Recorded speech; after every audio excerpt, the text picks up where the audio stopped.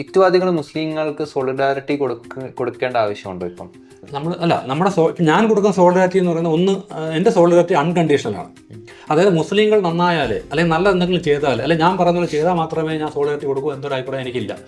എൻ്റെ സോളിഡാരിറ്റി അൺകണ്ടീഷണലാണ്. പക്ഷേ എന്ത് അൺകണ്ടീഷണൽ സോളിഡാരിറ്റി ഞാൻ കൊടുക്കുന്നത്, എന്തിനാണ് ഞാൻ സോളിഡാരിറ്റി കൊടുക്കുന്നത്? അവർ എക്സ്ക്ലൂഡഡ് ആണ്. അതായത് അവരിപ്പം ഇന്നത്തെ ഇന്ത്യൻ സാഹചര്യത്തിൽ അവർ എക്സ്റ്റേണൽ അതറായിട്ട് അറിയപ്പെടുന്ന ആളാണ്.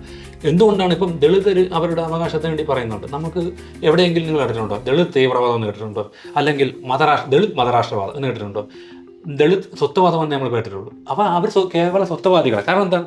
അവർ ഇന്ത്യണൽ ആധാറാണ്. നിലവിൽ അവർ കുറച്ച് കഴിയുമ്പോൾ എക്സ്റ്റേണൽ ആധാർ ആയിക്കോളും. പക്ഷേ എങ്കിലും ഈ നിലവിൽ അവർ ഇന്ത്യണൽ ആധാർ നമ്മൾ അൾട്ടിമേറ്റ്ലി അവരെ ഹിന്ദുക്കളാണല്ലോ എന്നൊരു ചിന്തയിലാണ്. അപ്പോൾ അതുകൊണ്ട് അവർ സ്വത്വവാദം പറഞ്ഞാൽ നമുക്ക് പ്രശ്നമില്ല. പക്ഷേ മുസ്ലിങ്ങൾ സ്വത്വവാദം പറയുമ്പോൾ അതിലൊരു പ്രശ്നം വരുന്നതെന്ന് വെച്ചാൽ അതിനെ മതരാഷ്ട്രവാദമായിട്ടും രാജ്യദ്രോഹമായിട്ടും ഇതായിട്ട് കാണുന്നുണ്ട്.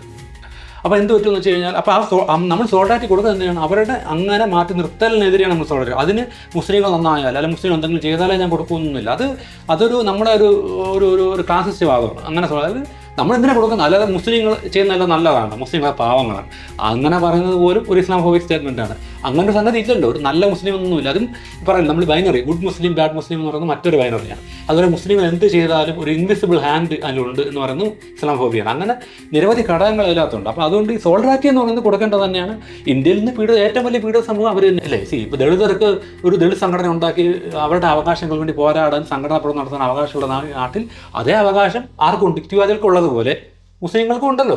പിന്നെ അതിൽ ഈ പറയുന്ന പോലെ ഇപ്പോൾ ഒരു ചിത്രം എടുത്ത് കാണിച്ചിട്ട് ഇത് ഇയാൾ മറ്റേ ചിത്രമാണ്, ശരിയാണ്, അയാൾ ചിലപ്പോൾ ഈ പറഞ്ഞ റിഗ്രസീവ് ഐഡിയോളജി കൊണ്ട് നടക്കുന്ന ആളായിരിക്കും. ഇവിടെ ആരാ നോക്കേണ്ട? ഇവിടെ ഒരു നിയമവ്യവസ്ഥയുണ്ടല്ലോ, കോടതിയുണ്ട്, പോലീസ്, അത് ചെയ്തോട്ടെ.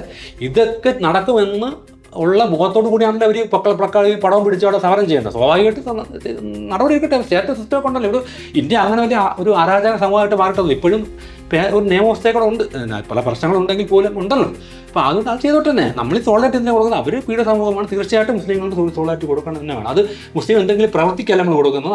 അവർ നേരിടുന്ന വിവേചനത്തിനും അവർ നേരിടുന്ന എക്സ്ക്ലൂഷനും വേണ്ടിയിട്ട് മാത്രമാണ്. ആ ഒരു അതറൈസേഷൻ അല്ലെങ്കിൽ എക്സ്റ്റേണൽ അതിനാണ് നമ്മൾ സോളിഡാരിറ്റി. അതിന് മുസ്ലിങ്ങളുടെ പ്രവൃത്തി ഒരു ബാധകമാക്കേണ്ട കാര്യമില്ല.